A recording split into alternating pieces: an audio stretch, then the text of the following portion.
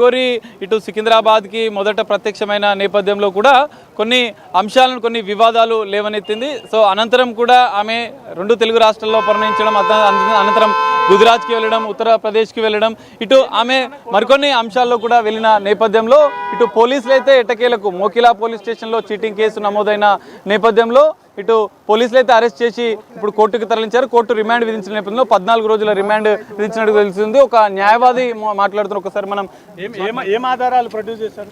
ఆధారాలు అంటూ కోర్టులో ఇంకా ఏం చేసిరు అన్నది తెలియదు.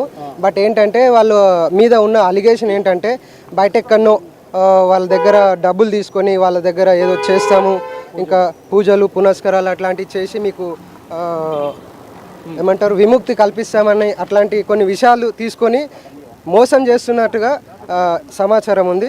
అదే విషయమై కంప్లైంట్ చేస్తున్నారు. ఏమన్నా జడ్జి ముందు మాట్లాడే అవకాశం ఉందా? నేను తప్పు చేయలేదు, కావాలని పెట్టారని అట్లా ఏమన్నా విన్నపించుకుందా? అలాంటి ఏం లేదండి. తన ముఖంలో ఏ మాత్రం కూడా అట్లాంటి ప్రస్తావనే కనబడలేదు. కోర్టు వారు అడిగినా కూడా బాధ లాంటి విషయాలు కూడా తన ఫేస్లో ఎట్లాంటి సందర్భంలో కూడా మేము చూడలేకపోయాము. ఇరికిపోయాను, కోర్టుకు వచ్చాను, జైలుకి పోతున్నాను పశ్చాత్తాపం ఏం లేదు. అట్లాంటి పశ్చాత్తాపం అన్నది ఏం మాత్రం కూడా ఆమె ముఖంలో కనబడలేదు. కోర్టు వారు అడిగారు, అడ్వకేట్ కూడా పెట్టుకునే స్తోమత లేదని మాత్రమే ఆమె చెప్పే ప్రయత్నం చేశారు. కానీ మరి తను కార్లు అవన్నీ చాలా మెయింటైన్ చేస్తారు, కానీ అడ్వకేట్ను పెట్టుకునే పరిస్థితి కూడా లేదని చెప్పేసి వారు చెప్పడం అన్నది కొంచెం సిగ్గుచేటే. సాక్ష్యాలు కోర్టుకి ప్రొడ్యూస్ చేశారు పోలీసులు? తెలియదండి. ఇప్పటికిప్పుడు వాదనలు అంటూ ఏమి జరగవండి. కేవలం ఇది తనని కస్టడీలోకి తీసుకోవడం మాత్రమే.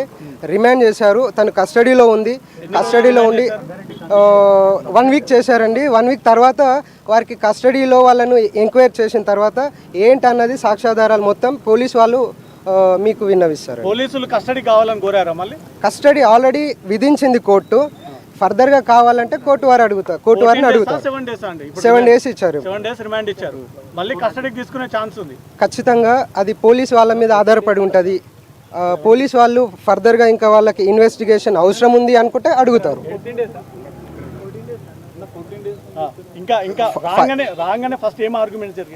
ఆర్గ్యుమెంట్ ఏం ఉండవండి. ఇది ఓన్లీ వాళ్ళని విచారణ సమయం మాత్రమే.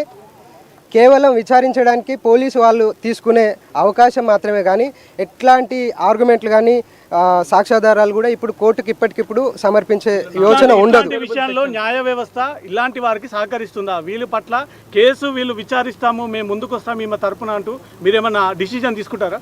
కోర్టు వారే తనకి లాయర్ని అలాట్ చేశారండి. పబ్లిక్ ప్రాసిక్యూటర్ ఎవరైతే ఉన్నారో లీగల్ అసిస్టెంట్ని అపాయింట్ చేశారు. మన అన్నగారు ఉన్నారు. ఏం జరిగింది ఈరోజు రాగానే? తనకు 14 రోజుల జ్యుడిషియల్ కస్టడీకి రిమాండ్ విధించారు. మెజిస్ట్రేట్ గారు ఆమె తరపున